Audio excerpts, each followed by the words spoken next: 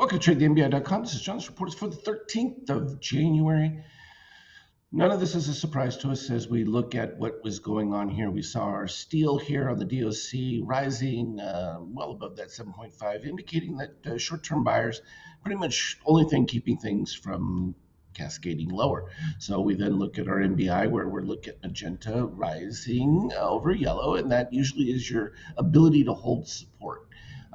Once we had our MBI white spike over that 33 level, we knew that as soon as there was a breakdown in that magenta, you would end up moving towards your 50% support early if you're above, and if it remains underneath there, then typically you break down below that, and that's where we had this collapse right here.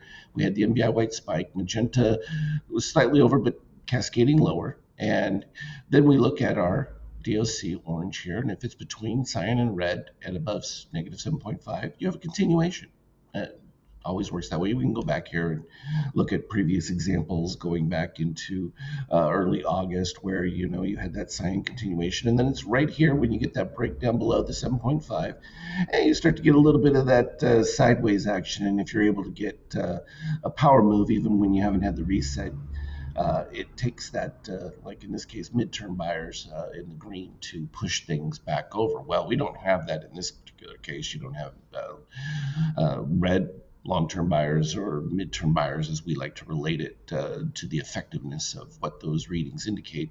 Not doing anything. The dip now of steel below the 7.5 means that you've got more room for short-term buyers to kind of pop back into the situation, but MBI white leading, magenta under, it's a continuation move, and that suggests a move towards the 0%. Pretty straightforward stuff from MBI reading overall. We knew that with the shakeout in its continued weak zone that you really didn't have enough impetus. You needed to see that move back into green territory, or at least in the white, getting above the negative 13.5. In this case, we're at minus 19 from a shakeout reading. Yeah, that's not going to present much bonus for anyone. So all pretty clear as far as that goes. Now, intraday, we were able to see that even earlier, which shows how potent getting into that next scale of time closer to the market, it becomes more reactive to what we're seeing. But this is all pretty consistent with the breakdown that began early on from this rise. Once magenta was over the 33 and then broke down below, then it was just a matter of the congruency of blue here below the gray from a longer perspective. That happened early right here when we had the crossover. It was an indication that weakness was built into it, but that short-term and mid-term buyers could hold things in place, and they tried to. They pushed back up. Wasn't enough because you just didn't have the reset here from a steel standpoint coming back down below that sign to give you the reset. And that's led to the continuation. So yes, we would expect continuation further towards that zero. Now, from a NASDAQ, stronger, still above the 23%, likely to hold in this case. Well, you got a shot at it simply because MBI white still continuing down. Now it's early because that could change and you could get a continuation of it in the further weakness, and a little bit difference here with the orange having broken out of the mid-range between cyan and red on the DOC. So that's a little bit helpful. And you almost have the reset of steel at 1.27 to the negative 5.6 of cyan. So that would be your crossover that you would look at for a turnaround. So it's possible that the NASDAQ can hold things at the 23, and that may be enough to prevent the ES from reaching at 0%. But likely you might get a bit of a momentum shift below there. It's only a question of, does the NASDAQ hold up to that or continue to break down? And as that reading indicates, and we look at our intraday, shakeout stuff is not looking promising for the market in general. And this is a perfect tie-in to what we expected to see from what we were looking at from other areas, treasuries, the yield becoming more advantageous. The reality is that the Fed, unlikely to ease after the jobs report at this particular stage, of course. We don't know what the revisions are going to be after the fact. But these are the dynamics that are pushing against the market now. Is that a bad thing? No, because you could still have economic growth without the market getting its necessary issue there from a, as I was saying, no, but from the market standpoint of, well, you have competition now for dollars into treasuries versus the, adding to the multiple. You already have a market that's at some pretty extreme multiples looking for perfection. And yes, they want lower rates because that's free money. Doesn't mean you're not going to have growth within that. So all that said, we look at the nightmare scenario, which is this one. Oil. So Biden, in his polite FU to Trump's drill baby drill, banning all, the offshore drilling leases, that's going to take some time to unravel. The market gets that. It's going to lead to constriction of supply capability and a slowing of, Trump's agenda going forward. And it's going to take time to unravel, if it even can be done through the courts. And that's not going to be a quick process. And market recognizing this, sending oil to record highs. What is that going to do to inflation? Yeah, you guessed it.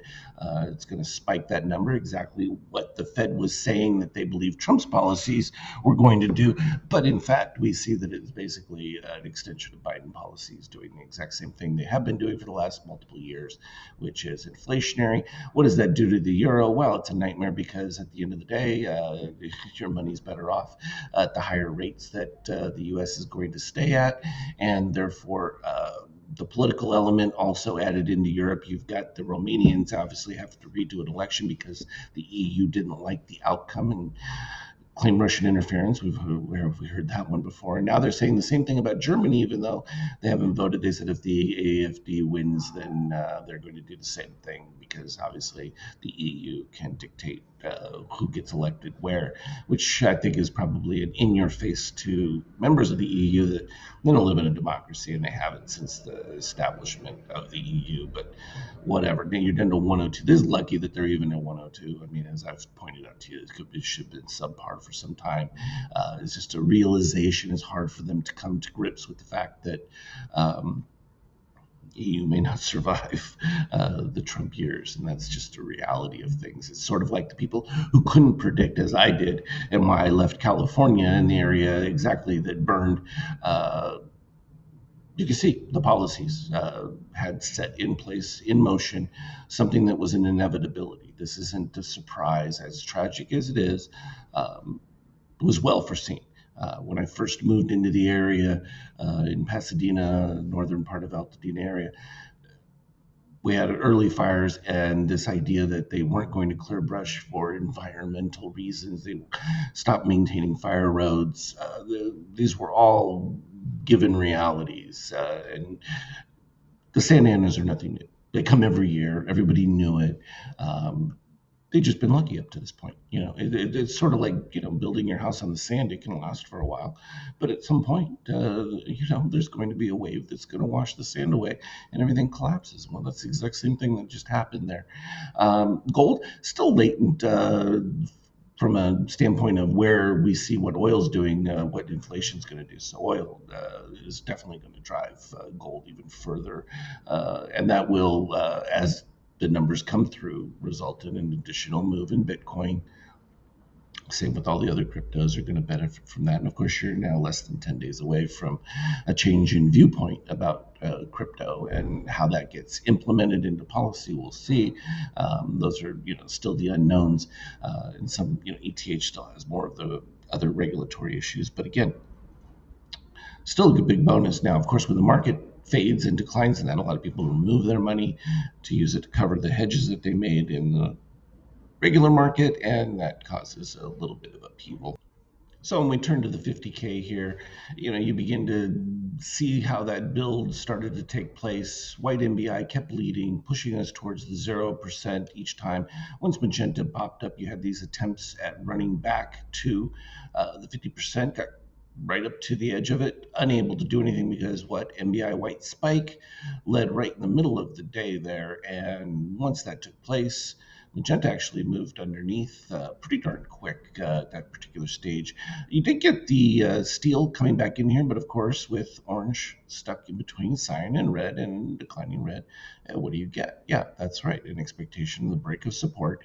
And it just took a little bit of time before it finally met to the zero and actually has made a new low. And so, all clean within that.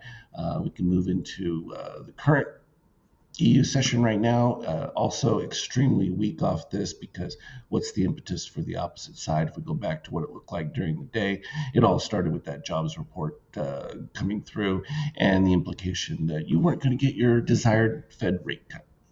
C'est la vie. And so what we're going to look for will be, where the market can find some stability.